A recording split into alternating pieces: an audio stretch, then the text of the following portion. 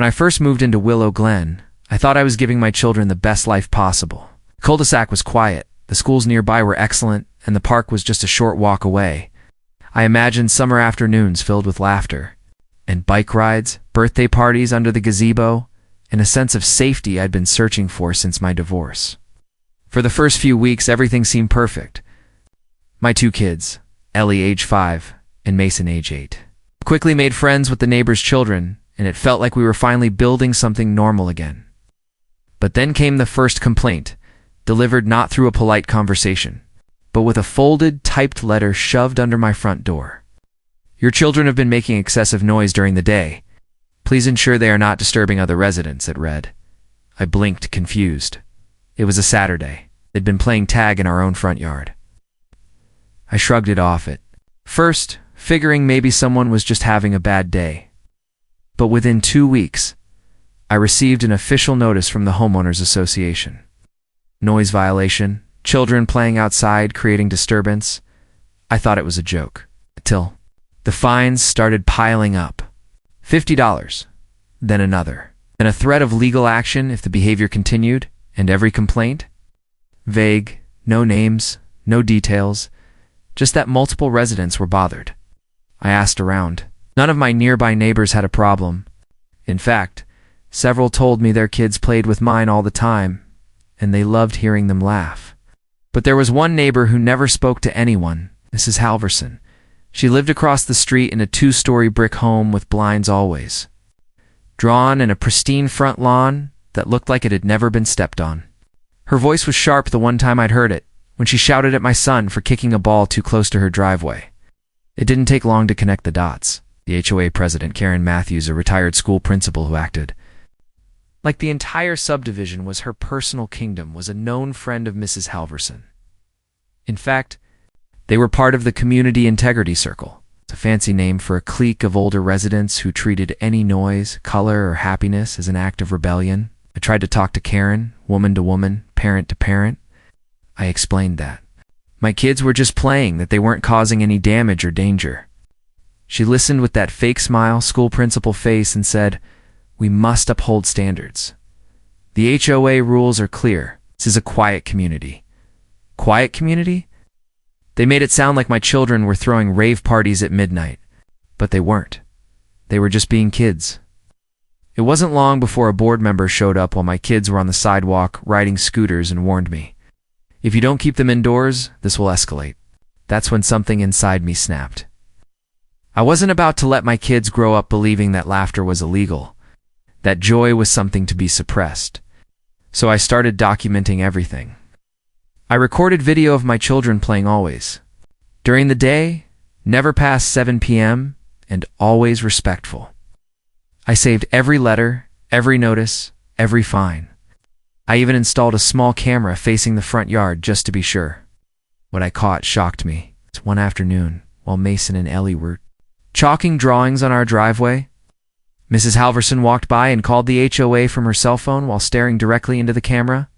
10 minutes later, Karen pulled up in her SUV and walked around the sidewalk, inspecting the area like my kids had defaced the neighborhood with graffiti, and they dared to find me again. Inappropriate markings on driveway. I took screenshots. I pulled up timestamps, and I got angry. I tried reasoning again. I sent emails. I attended the HOA meeting and spoke up, thinking surely others would agree that targeting children was beyond extreme. But Karen and her group dominated the meeting. When I brought up that kids were being punished for simply playing outside, she fired back, "This isn't a daycare community. If you can't control them, maybe this neighborhood isn't for you." That sentence sat with me all night. Maybe this neighborhood isn't for you. What she meant wasn't just about noise. It was about control, about who belonged in Willow Glen and who didn't. And clearly, a single mom with 2 kids didn't fit into her vision of order. But I wasn't going anywhere. If they wanted to fight, I was going to give them one hand. I wasn't going to play nice. I dug deeper into the HOA bylaws and found a key detail. The noise ordinance they referenced was never legally filed with the city. It was an internal policy with no enforceable power beyond HOA discretion. Even better, Several of the fines I received were issued without proper board vote. That violated their own charter. I called a lawyer friend and asked if I had a case. He looked at my files and said 5 words that changed everything. You have them? Go big. And I decided then I was going to court. I wasn't doing this just for myself. I was doing it for every family who had been quietly bullied into compliance. For every child who had been told to shut up or stay inside because some adult couldn't tolerate the sound of happiness. I filed the lawsuit the next week. Part 2 will continue with the courtroom battle. Ow. The media attention, and the unexpected twist that puts Karen and the entire HOA in the spotlight. The lawsuit made waves faster than I expected. Within days of filing it, I got a call from a local reporter who had seen the public court documents and wanted to do a story on the HOA that fined kids for laughing. I was hesitant at first. This wasn't about fame. It was about justice, but the moment I saw Karen Matthews' smug face on a news clip saying, "We're simply enforcing our community standards," I realized she needed to be exposed. And not just by me, by everyone. So I agreed to the interview. I shared every document, every fine, every ridiculous notice complete with video footage of my kids being quiet, respectful, and just being children. The news team ran the story. During their Sunday feature segment, by Monday, our neighborhood group chat was on fire. Some residents were outraged at me for airing dirty laundry. But others? They finally spoke up. One by one, families I barely knew began messaging me. One said Karen fined them for their dog barking at squirrels. Another said their teenage daughter was reported for wearing provocative shorts while gardening. A single dad told me he'd been fined $100 for leaving his basketball hoop out overnight twice. And suddenly, I wasn't fighting alone anymore. My case was about to go to mediation when my lawyer received a letter from the HOA's legal team, offering to settle quietly. No apology. It's just a dismissal of the fines and a non-disclosure agreement. But I refused. I wasn't here to make it go away. I was here to finish it. We went to court on a humid Wednesday morning. Karen sat at the defense table in her navy pantsuit, flanked by 2 board members. She tried to look confident, but I saw her eyes darting around the courtroom when the judge entered. My lawyer laid everything out: the baseless fines, internal rules that weren't enforceable, the targeting of my children, complete with time-stamped video. We even showed the footage of Mrs. Halverson clearly calling the HOA while staring at my 5-year-old daughter, drawing a rainbow in chalk. Karen's attorney tried to argue that the HOA was acting within its rights to enforce peace and order. But when the judge asked if they had documented noise levels or written complaints from actual neighbors, they had nothing, not a decibel. Reading, not a single formal complaint from anyone but board members. It was all internal, all personal, all illegal. After 3 hours of arguments, witness statements, and evidence review, the judge ruled in my favor. Not only were the fines thrown out, but the HOA was also ordered to pay court fees and issue a public apology. And that wasn't all.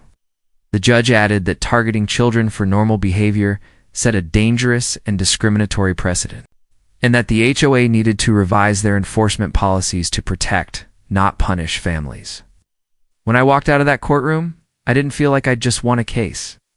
I felt like I'd taken back my dignity and my children's right to exist freely in their own front yard. But it didn't stop there. The news ran a follow-up story.